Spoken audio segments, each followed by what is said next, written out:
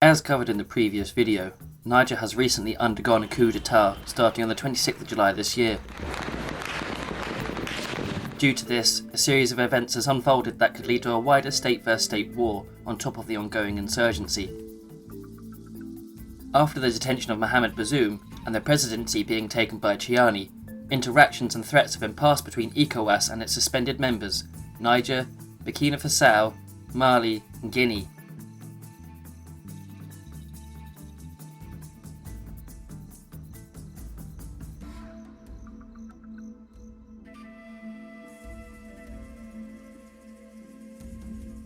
On the 29th of July, the week of tension would start with a statement from the European Union's Head of Foreign Affairs, Joseph Borrell.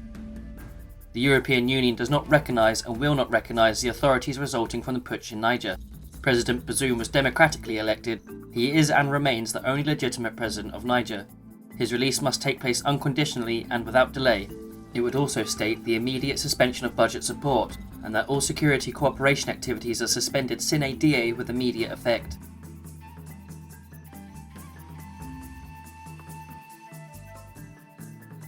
The next day, ECOWAS leaders met at a crisis summit to discuss a way forward, being open with the fact that force is being considered, with a joint statement stating that in the event the authorities' demands are not met within 1 week, we will take all measures necessary to restore constitutional order in the Republic of Niger.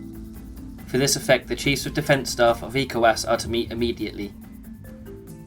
In response to this, Burkina Faso and Mali would release their own statements in support of the coup, making clear that any outside military intervention would amount to a declaration of war, with Guinea also offering their support. That afternoon, a large protest would develop in the city centre, with the group making clear their sentiments towards what they perceived as decades of mistreatment by the French and their favour towards Russia, even going as far as to vandalise the French embassy and all whilst waving the Russian flag.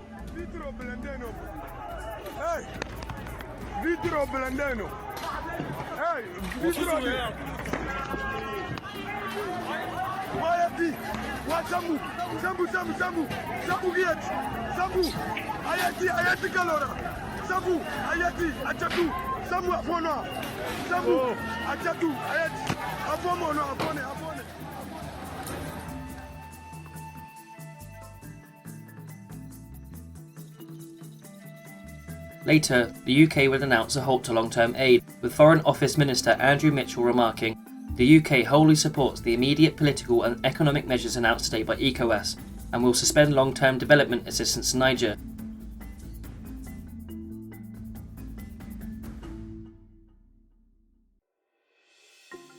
The President of Chad, Mohamed Deby, arranged a meeting with Chiani and Bazoum under the direction of ECOWAS in order to mediate a potential negotiation back to democracy. The images released of the talks were the first time Bazoum had been seen in public since his detention. That same day, Colonel Amadou Abdrahman took to national TV to claim a French attack had been authorised on the presidential palace in the hopes of freeing Bazoum, something the French vehemently denied. Blackouts would also be experienced, said to be caused by the ECOWAS sanctions, and Nigeria, who produced over 2/3 of Niger's electricity supply, were ultimately blamed for pulling the plug. The following day, Niger would partially reopen its borders to some of the surrounding countries.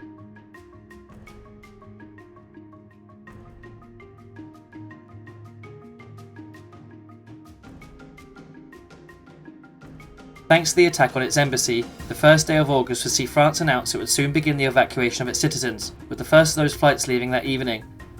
In total, France would fly out over 1,000 people, which included a small number of other foreign nationals.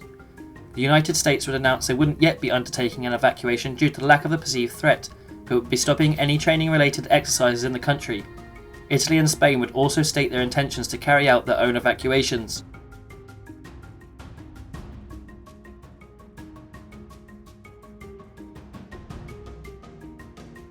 The next day, following the initial mention of a potential military intervention, a second round of negotiations would be organised with the ECOWAS Commissioner for Political Affairs, Peace and Security, Abdel Fattah al-Musa, with him later remarking, "The military option is the very last option on the table, the last resort, but we have to prepare for that eventuality. There is need to demonstrate that we can not only bark but can bite." Alongside this meeting, a delegation of coup members headed by previously dismissed Chief of Staff General Salifou Modi travelled first to Russian ally Mali and then on to Burkina Faso, with both countries openly supporting Chiani in the ongoing rebellion. It was speculated that the Niger junta had been seeking the military support of Wagner in securing their hold on the country. The US would go on to announce a partial evacuation of its nationals, highlighting the importance that non-essential staff and their families should leave.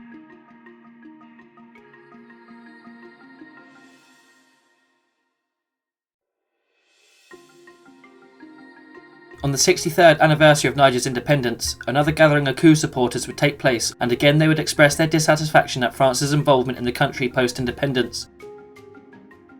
The foreign ministers of both Senegal and Benin both made declarations that, if given approval, ECOWAS would have the support of both countries if a military intervention were to take place. Senegalese Foreign Minister Aïssata Tall Sall said her country was obliged to side with the regional bloc, stating Senegal's conviction is that these coups must be stopped. In line with their allies, US President Joe Biden would also call for Bazoum's release and a return to democracy, saying, "In this critical moment, the United States stands with the people of Niger to honour our decades-long partnership rooted in shared democratic values and support for civilian-led governance." In response to the sanctions, Chiani again took to national TV to disclose the revocation of a series of military cooperation agreements with France dating back to the 70s, stating that diplomatic notice had been sent.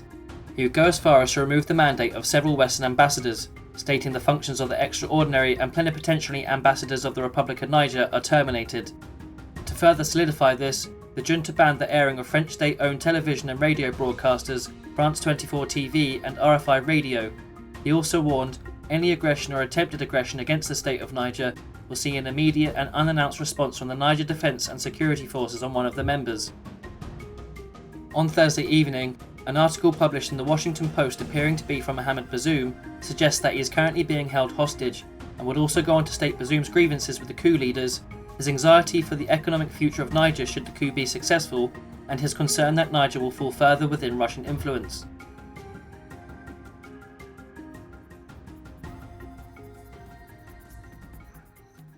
On Friday morning, an ECOWAS delegation landed in Niamey to further address the situation, but would go on to say that it did not stay, nor were they able to talk to the coup leaders or Bazoum.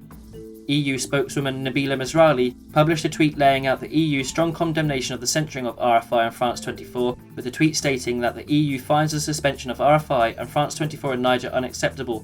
This measure is a serious violation of the right to information and freedom of expression. The EU strongly condemns these violations of fundamental freedoms. The US Secretary of State Antony Blinken held a press conference in which he explained the decision to put a temporary stop to foreign assistance programs that benefit Niger's government, but that vital food and humanitarian aid for the populace would remain. The statement said, "We remain committed to supporting the people of Niger to help them preserve their hard-earned democracy, and we reiterate our call for the immediate restoration of Niger's democratically elected government."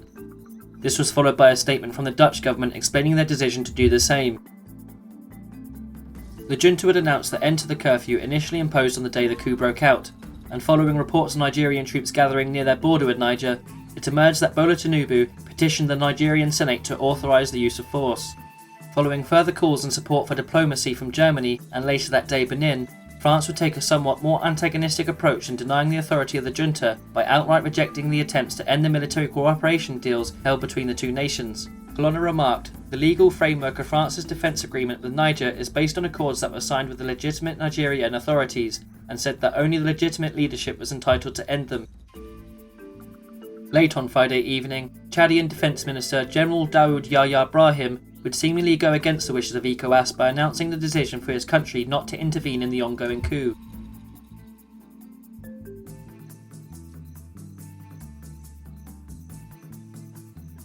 During the end of the recent ECOWAS meeting in Nigerian capital Abuja, Political Commissioner Abdul Fattah Musa would discuss the plans to intervene, saying that all the elements that will go into any eventual intervention have been worked out here, including the resources needed and the how and when we are going to deploy the force, and would later state, "We want diplomacy to work, and we want this message clearly transmitted to them that we are giving them every opportunity to reverse what they have done," suggesting a plan has been formed, but also that there is still every opportunity to resolve this without conflict.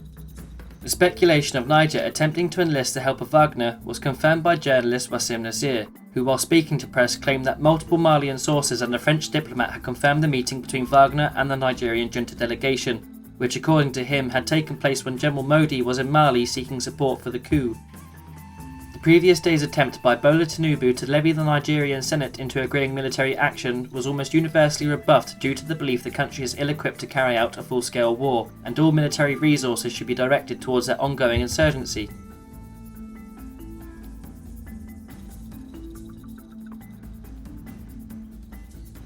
A number of Western countries have between them over 2,000 troops currently stationed in Niger, who are there to aid with the insurgency in regards to training and advising. Beginning in 2011, the conflict is very much still active amongst all this, with deadly attacks occurring in the past few days alone, and with total deaths numbering in the tens of thousands, it is clear to see why regional discontent is so high. Despite some of the reasoning given for the recent coup being dissatisfaction with the handling of the insurgency, evidence does actually point to an improvement of the situation in the months leading up to this, and in fact an increase of jihadist activity in both Mali and Burkina Faso since the finalising of their own takeovers. With the wider war with ECOWAS lingering on the horizon, added with the increasing support from the West, it is hard to see how the various juntas will manage both an active insurgency and a more organised push from the democratic West African nations. At the time of writing, it is the day before the Sunday deadline given by ECOWAS, in which Niger had a week to restore democracy and release Mohamed Bazoum. The attitude of the Nigerian, Burkinabe and Malian juntas is to engage in this outcome, and with public support seemingly high and increasingly vocal in their dissatisfaction with the regional bloc, it seems inevitable that war will soon break out.